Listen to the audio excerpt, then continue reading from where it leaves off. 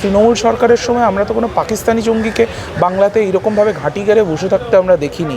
তো সেই জায়গাটায় সরকারকে আরও সতর্ক হতে হবে। পাকিস্তানের সিটিজেন, তো একটা পাকিস্তানি জঙ্গি কি করে বাংলায় এসে ঘাঁটি গাড়ছে, সেখানে আমাদের সুরক্ষা ব্যবস্থার যারা আছে তারা কি করছে? তো বাংলাদেশি জঙ্গি নন, এ তো পাকিস্তানি জঙ্গি। পাকিস্তানি জঙ্গি বাংলায় প্রবেশ করছে কি করে?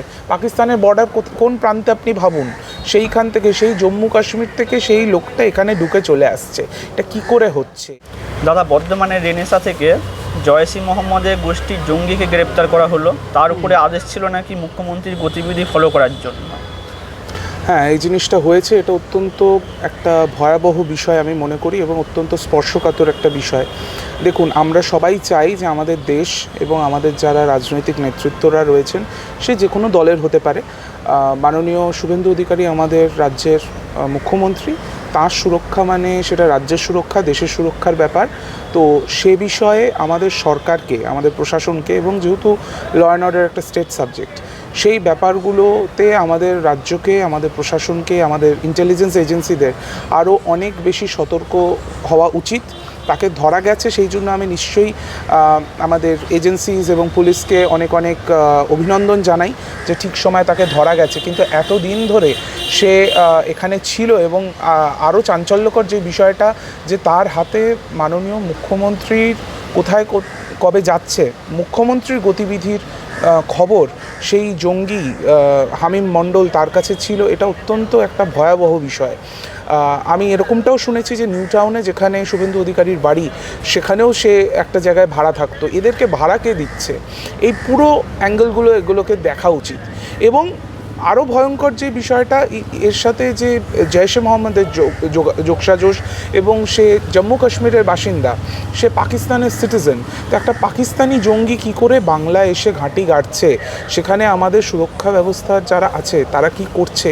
এই প্রশ্নগুলো তো অত্যন্ত প্রাসঙ্গিক হয়ে যাচ্ছে। এবং আমি এটা নিয়ে কোনো রাজনীতি করতে চাইছি না, যেহেতু এটার সাথে আমাদের মাননীয় মুখ্যমন্ত্রী এবং আমি শুনেছি আরও বেশ কিছু বাংলার পলিটিশিয়ান, তাদেরও খবরাখবর তার কাছে রয়েছে। তার কোনো একজন মহিলা সহকারী বা আরেকজন সহজঙ্গি, তাকেও পুলিশ ধরেছে। তাদেরও নাকি একটা এরকম চিন্তাভাবনা ছিল তাকে হানি ট্র্যাপ করার আমাদের নেতৃত্বদের। এটা অত্যন্ত একটা ভয়ঙ্কর বিষয়। এই জিনিসটা নিয়ে পূর্ণাঙ্গ তদন্ত হওয়া উচিত।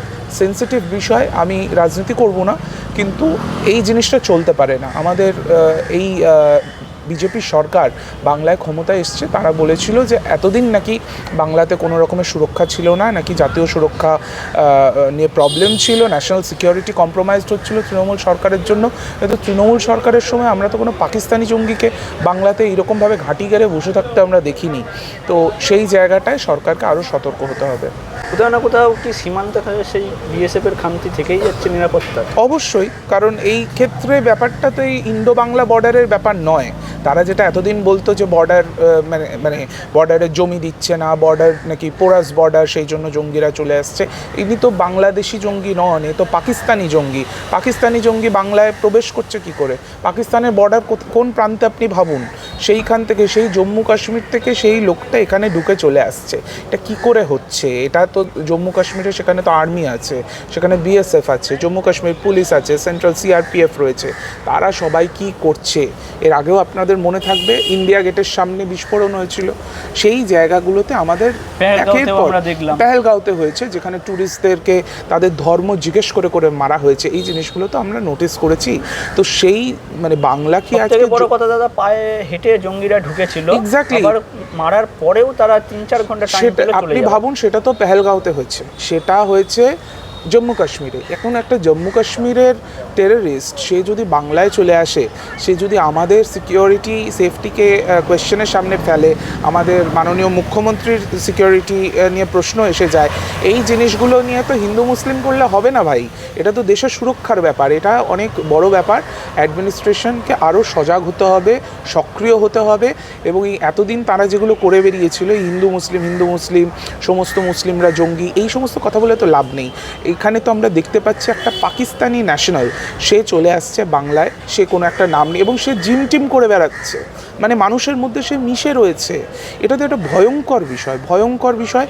এটা নিয়ে সরকারকে আরও বেশি কঠোর থেকে কঠোরতর ভূমিকায় আমরা দেখতে চাই বাংলার মানুষ হিসেবে, এবং তারা যেই প্রমিস করে এসেছিল যে তারা বাংলাকে সুরক্ষিত করবে, সেই জায়গায় একের পর এক ফেলিয়ার আমরা নোটিস করছি।